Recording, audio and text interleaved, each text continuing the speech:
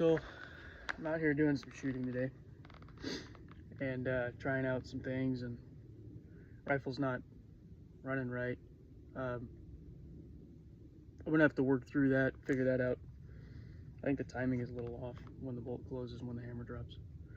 But I wanted to go over some things that I've put together recently that changed the way that I think about preparedness. And it's not all high speed, low drag. That works. A 3-6 mags on a plate carrier with a canteen of water. That'll work if you have a support system behind you. It doesn't work for the normal civilian. If you're in a big enough group and you have a place to go and places to store a lot of extra ammunition, a lot of extra food, things like that, and you have access to ways to get that out into the field, that's great. Most of the time you're not going to need that. Just saying. Two, if something happens to that system, you're screwed. And that's what we're seeing in a lot of other places right now. Like in Ukraine, the guys are carrying around a ton of ammo because supply lines are getting cut off. We went through this in World War II. In World War I, people starved to death in trenches because of it. So the global war on terror has really shown us, it really made things lax to where people don't think about their supply.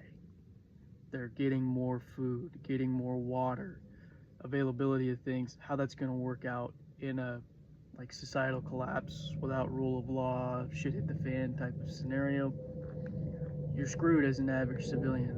So you need to stay close to home, preferably.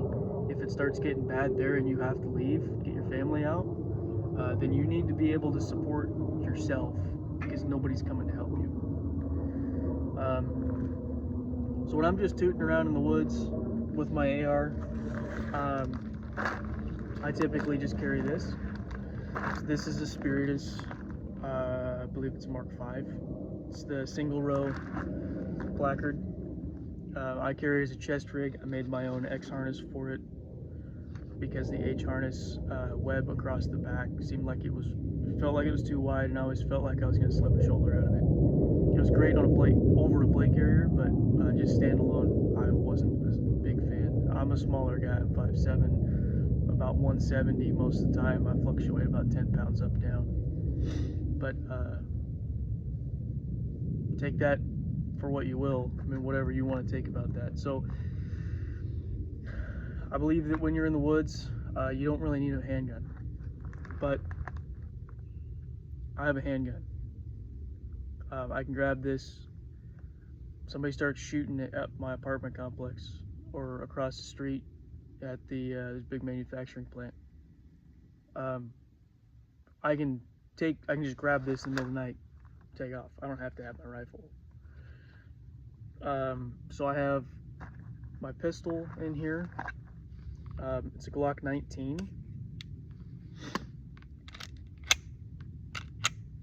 And it's clear. So Glock 19, I just have the standard 15 round mag in it right now. Ported barrel because, I don't know, I like ported barrels. I've been shooting with it a lot. I like it. I also have done upgraded progressive recoil spring in there, and it shoots really nice.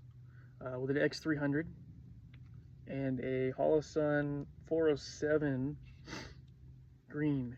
It's a green dot. I like this pistol a lot. It's been accurate for me. It's been reliable. And I think for the price, you can't beat it.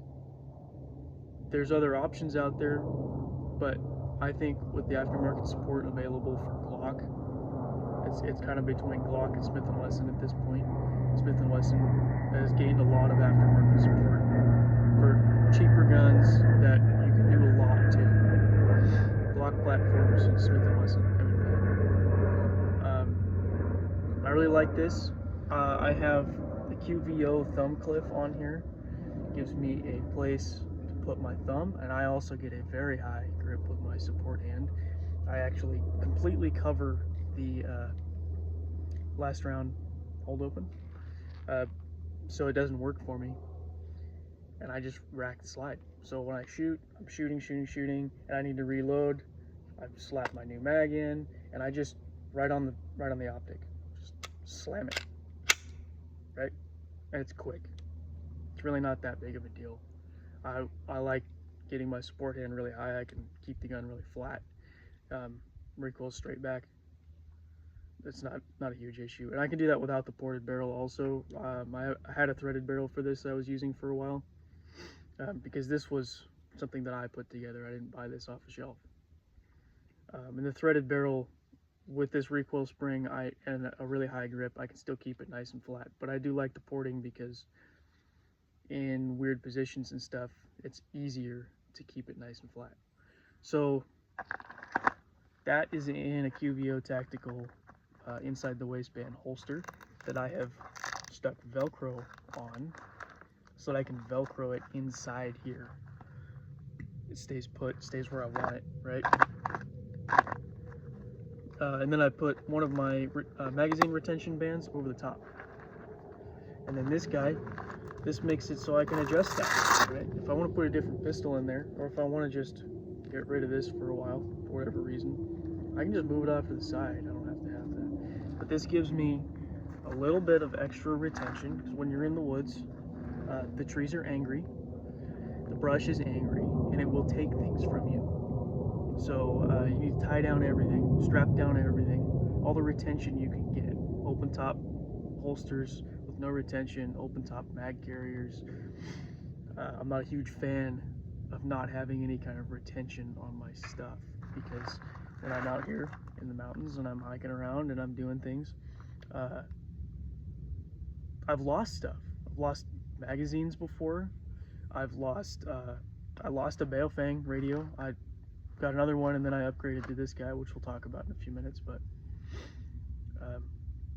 you lose stuff because it comes out. The trees snag on stuff. The brush snags on stuff.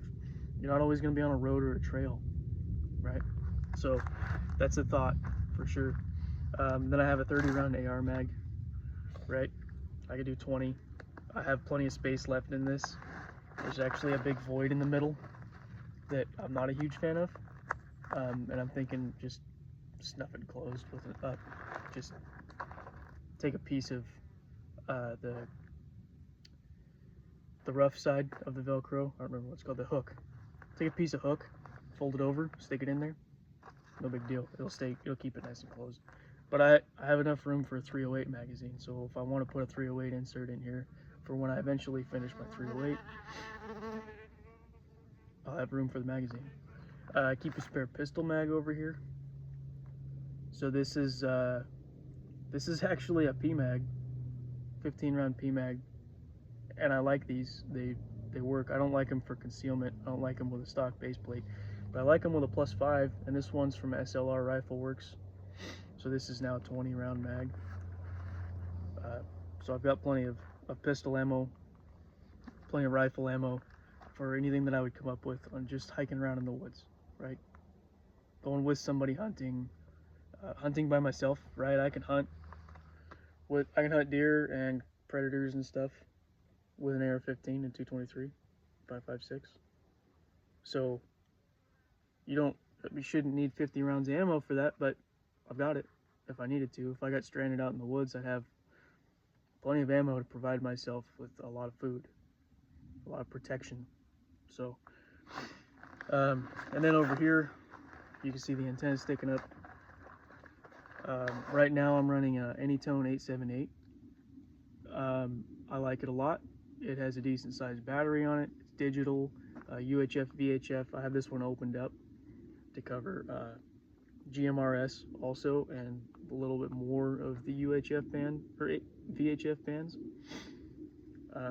I've got into radios quite a bit with preparedness. My team, my small little group, we all know that we have a standard frequency, calling frequency that's just for us. It's not like the normal national calling frequency for the US, which I don't even know what that is right now. But I'm a proponent of using something that's common. So this uses DMR protocol for digital, so I can still talk to other people or gather information from other radios, other people that are just using the radios for normal communication, right? So you can send text messages through that. You can do APRS for weather. There's a lot of things that you can do with this little radio. Battery life is decent and works great. So over here I have another radio wing. Right now I just have a Garmin shoved in there, just because why not? But the new core water bottle would be good in there because it fits radio pouches. And I'm gonna start dealing with that eventually. And then on this little dangler, I have just a medical pouch, right? You never know. So I have chest seals, 2 chest seals in here, a vented and a non-vented, some packing gauze, Israeli bandage, and I have a tourniquet on the bottom that I can get to quickly. And then in here I have hand warmers. If you've lost a lot of blood, you're going to be cold. And keeping someone warm that has lost a lot of blood is kind of important. You don't want them getting cold. So that's that, right? I can take that and I can do whatever I need to do just hanging out in the woods, right? Going on hikes with my family, mushroom hunting animals, berries, picking berries and stuff, camping, all that kind of stuff. So that's what I use for that. It's just chest rig. I can put it on plate carrier if I want. I can put it on expansion system if I want. And I've got my rifle. So my rifle is also loaded because I was just shooting it. Now it's not. Keep it simple. So this is 18-inch rifle length. I've got a 15-inch handguard on there right now. I started off with a 12 and a quarter or whatever that goes behind the rifle, the gas block. This is primary arms. I believe it's a Gen 2 5-power prism. I have a kill flash on the front, the one that they sell for this scope threads in. This rifle has been reliable for me, except for I just put some new parts in it and they're not working right. But it's been great. It's been nice and reliable. No issues with it. So we'll put that there. Stick this guy back in here. So now we can move on to shit hit the fan and we've got a buggy and there's going to be a lot of fighting for whatever reason. It's always in the back of my mind, but it's not something that I'm planning is going to happen anytime soon. It's getting closer, I think, but it's not imminent. So on here, I have 2 Spiritus Mutant pouches. One Spiritus Mutant pouch will hold 6 magazines, AR-15 magazines. So I have one right here right now. The other one's in my chest rig. I don't have enough magazines to fill everything, so they kind of get moved around. There's 2 in the radio pocket, and you have space for 4 in the main compartment. They stick up, 30 round mags stick up just enough. You can get a hold on them. If you want, you can put poles on them. It's got Velcro retention, so you don't have to use the clip, but I typically use the clip because I have 2 quick mags here. And then if I've used up 3 mags by then, the one in the gun and these 2, I should be able to find some cover to reload with the rest. So I have 6 here, and I have 4 more in here. It's 3 right now because I've got one sitting in the back of the car. I was just running ammo through it. This pouch here is the Spiritus Spud pouch. It's empty right now. You can fit 3 mags in those. 3 AR-15 mags, or 2 308 mags. Oh, my feet are falling asleep, being at an odd angle. So that's open there. I could put a smoke grenade in there, I could put mags in there, I could put all my medical stuff from that in here, or in the one that's mollied on the back of this other mutant pouch. Tourniquet, easy to get to right here in the front. It's just got a ranger band holding it on the belt itself, not the outer shell. You should always have gloves. So I have a little glove carabiner, little pops open, right? I don't spend my time in and around structures. I'm not high speed, low drag. I have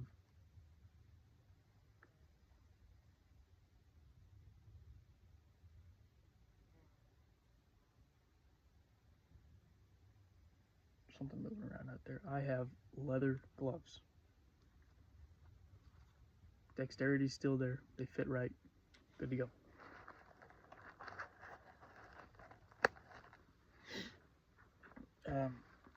Behind this mutant pouch, I have a knife. This is the Taravas Grama 110. I believe it's 5-inch blade. It's a good little bushcraft knife. It's a Scandi grind. I can keep it very sharp. It's never let me down. The handle's nice, and we're good to go. Right, so that's just on an ulti clip. It's an ulti clip going in on the belt sleeve. Working our way toward the back more. We have a Grail Geopress. So this is a filter bottle. Water in here. It's pretty old, but it's still fine. And if I felt the need to, I haven't used it in a while. If I felt the need to, I could refilter it. So I could pour it out of the bottle into the cup. Basically this, you scoop water with it, and then filters on the bottom of here. And you can replace this filter. Comes with new O-rings and everything.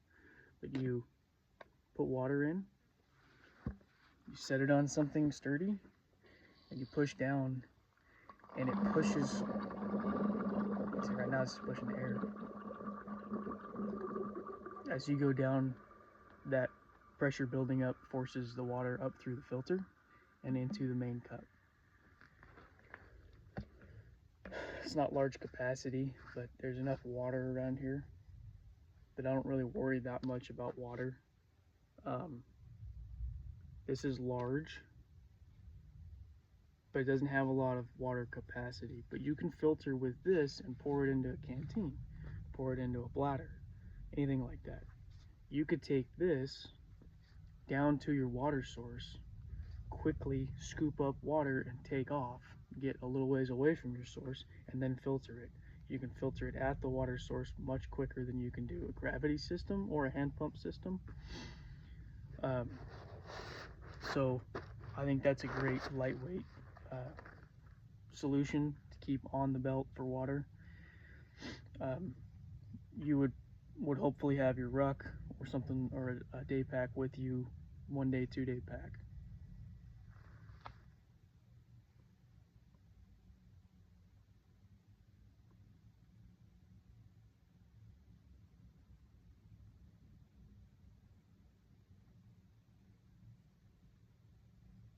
Something moving around back there.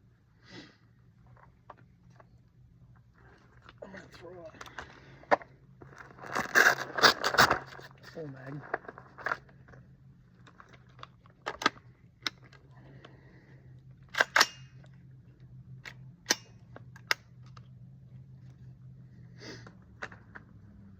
So that's how I run that. And this guy back here, spinning around so you can see that. So, Spirit is Gista with an axle half flat insert. So I have a small Right in the Rain pocket notebook with a grease pencil. I also have a Sharpie. Can't tell if that guy's driving up here or not, but he'll be turning around.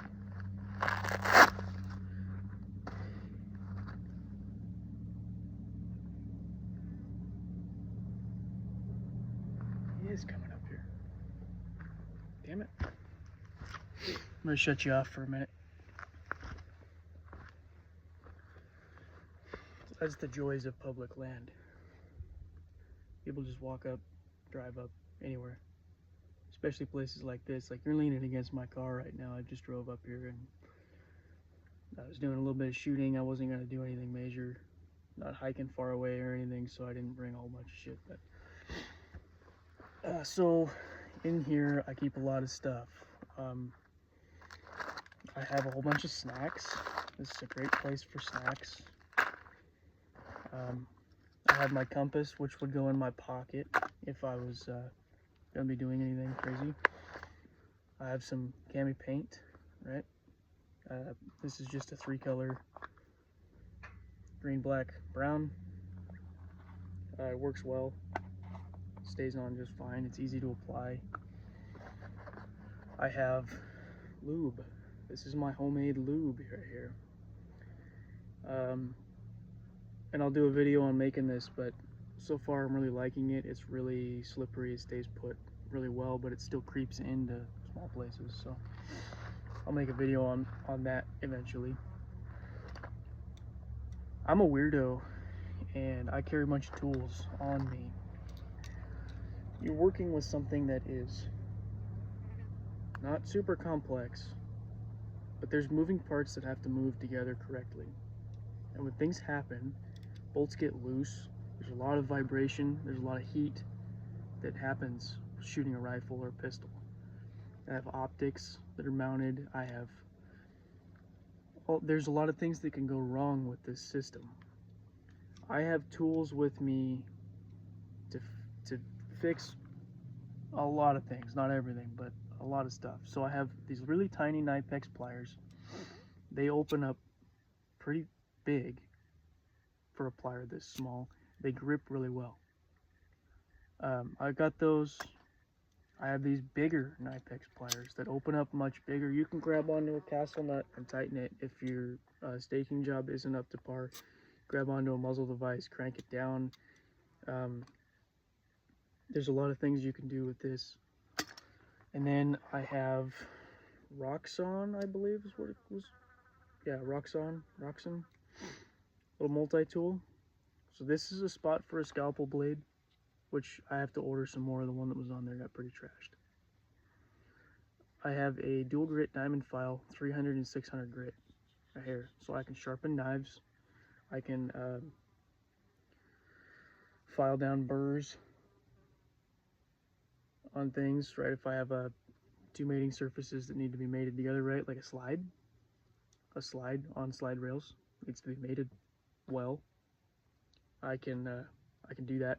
I can smooth out a burr if I need to. Right here, these are scissors. So I have small scissors.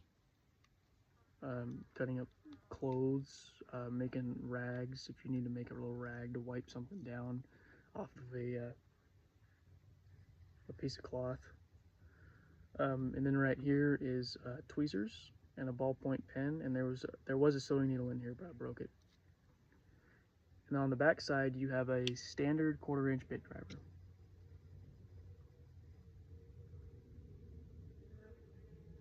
Something keeps walking around over there. I haven't seen it yet. It's interesting though. Some animals trying to sneak up on me. Standard 1/4-inch bit set. So I have a small Phillips bit in there right now, but I have a variety of Torx, a flathead, and a couple more sizes of Phillips right here in a little card. So that covers pretty much everything on my rifle or my pistol.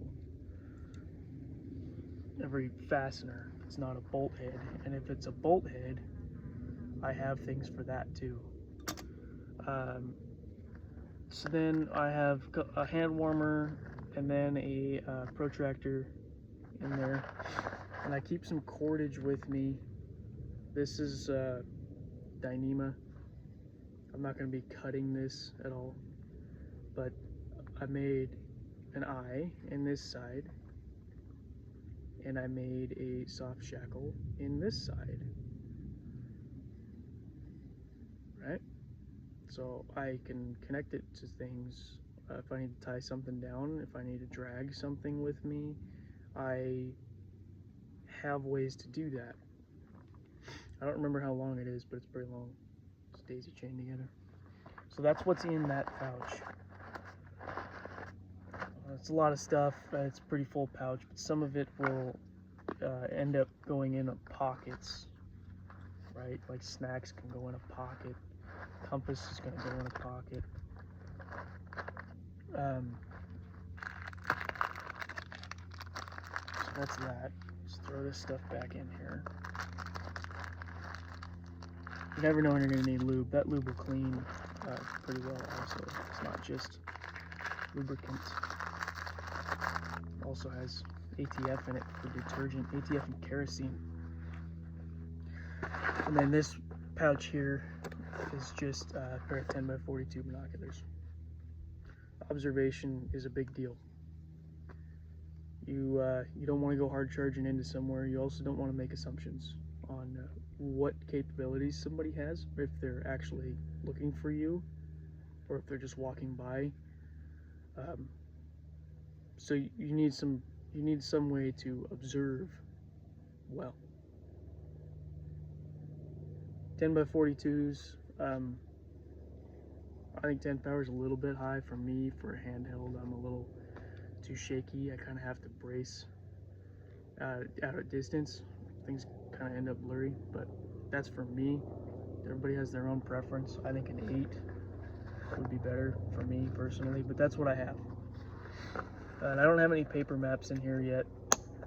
I was gonna print some out before today, but I didn't get the chance. I had some work things this week. It had me a little preoccupied. But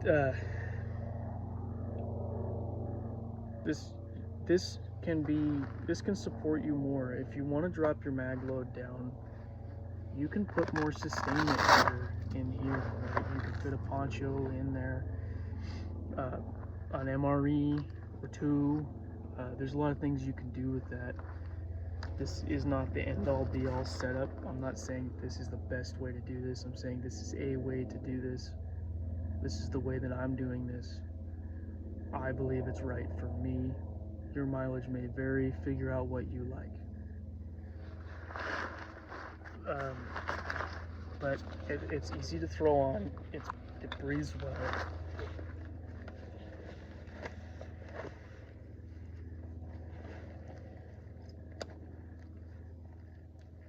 I have it set kind of tight because I normally wear it without a belt, a pants belt. So I don't have a buckle and the extra material. There we go. So I don't have a chest strap on it. But this works really well.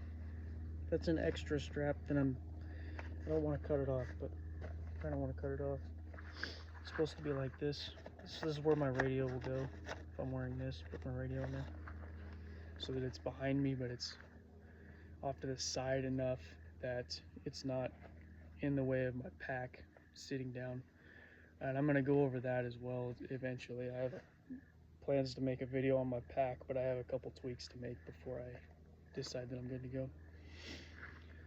But this is it, and it's not super sustainment heavy. This is for fighting. If you get in a fight, there's a chance you'll have a lull where you can take a drink of water. There's a chance you'll have a lull where you can maintain your rifles. So I have my grease and my tools, things like that. There's a chance you'll have a lull and you'll be able to eat a snack. You need to keep yourself going, and to do that you need to have these things with you. If you drop your ruck because you get into an ambush, or you're setting up an ambush, or you're going to go get supplies from somewhere, you're going to drop your ruck in the timberline, head into town, maybe it's just a mile or 2, 3, whatever, and you're going to come back out and get your pack. You need to have some things on you, some small stuff to sustain you for the day. We're not talking about eating like you are at home for dinner or lunch. We're not talking about big meals. We're not doing 3 meals a day. Um, the way I operate when I'm in the woods is I eat a decent breakfast before the sun even comes up normally, along with some coffee. And all day long while I'm out in the woods, I just have a couple snacks and some water with me. I don't need to eat during the day. I'm moving, my brain's busy. I don't feel like I need to eat. I'm not hungry. If I stop for a little while, I might get hungry, so I got snacks. I might get thirsty, I got water. Um, but you don't need to bring 3 meals a day, right? Bring yourself some breakfast, bring yourself some dinner, fill in the day with snacks. If you're moving, you're not going to be stopping long enough in the middle of the day to eat lunch.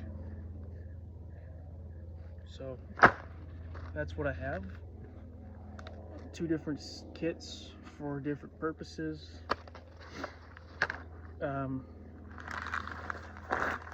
Each one is useful in its own way. There's no right or wrong to any of this, and I feel like people say that this specific kit is the only way to go, the best way to go, and it might be the best for them, but it might not be the best for you. Probably not the best for me. This is what I like. I have everything I need, nothing I don't. So, anyway, on another note, footwear. So I'm not going over like full clothing things right now, but I want to talk about footwear. Footwear is very important in the mountains.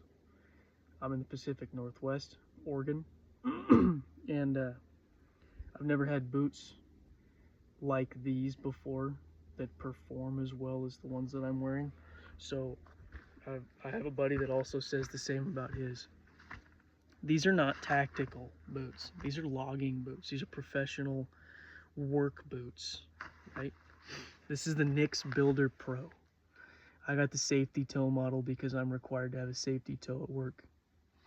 They are a 10-inch brown rough out. This is their 1964 brown, and then I waxed it so it's water resistant more so than just the bare leather. And there's a sacrificial barrier for cuts, scrapes, burns, things like that. I work with a lot of metal. I have slag fall on the toes of my boots all the time. They get a couple little pock marks in the wax, but the leather's fine. These boots have been incredible. They're non-insulated, so your feet aren't going to get hot and sweaty. They move and flex well. And if you get a pair, Nix, Whites, Wesco, Franks, JK, there's a few different makers up here in the Pacific Northwest. They're all handmade. And they're pretty good. If you get a pair, you'll understand what I'm saying. But they're super stiff. When you first get them, it took me 2 weeks to break them in. And now they're the best boots I've ever owned. They're like slippers on my feet, but they're freaking tanks. Leather's 8 ounces thick, where your standard boot leather, your standard Red Wings, Danners, Chinook, any Cat, any of those brands, standard off-the-shelf boots, they're like 4 or 5 ounces. This is 8-ounce leather. It's very thick. It's very durable. You're not going to put holes in it. They have options for lineman patch in here to protect that area, lineman patch on the outside to protect that area, and they have big leather toe caps that they will stitch on. They go over your toe to protect the toe of the boot also. You won't have any issues with these boots, and they grip the terrain out here. The steeper mountains, steeper hillsides that you climb up or down, these boots grip like nothing I've ever worn before. And the way that the leather bunches pulls your foot back and locks your heel in really, really well when you're going up steep grades. It's not all about tactical everything. Find what works for you in your terrain, in your environment, in the conditions that you're subjected to. Find what works for you, not what works for everybody else, because everybody's different. Everybody has different standards for what they need. Everybody has different durability standards. I want the best. I want most durable boot that I can get, and I want a boot that is designed, built specifically for this terrain. Steep mountains, lots of vegetation, water everywhere, right? This boot will handle it all. I've never met a tactical boot that has a heel like this that'll bite into the ground as hard as these do on a descent. I've never met a tactical boot that has 8-ounce leather protecting your foot. I've never met a tactical boot that's handmade, except for Nix and JK. They make a tactical boot. These have a really high arch in them. Their tactical boots do not have that high of an arch. But a proper footwear, when you're in a place like this, you're in the Pacific Northwest, and there's steep terrain, and there's water everywhere, and the vegetation's super thick, and you're walking on fallen tree logs, and you're hauling around a heavy pack, you need something that'll stand up to all of that and just keep asking for more. So give the Pacific Northwest bootmakers a try sometime. They're expensive, but I think they're worth it. They're handmade. They'll rebuild them for less than what a new boot costs. It's about what a new pair of Red Wings or Danners or something like that would cost to have these Nix rebuilt by Nix. Full rebuild.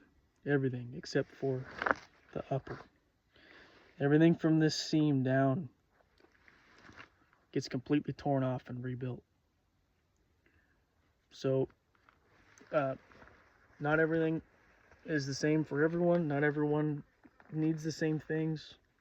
This is what I use. This is what I think works best for me, and this is what I'm going to end up sticking with. Have a good day.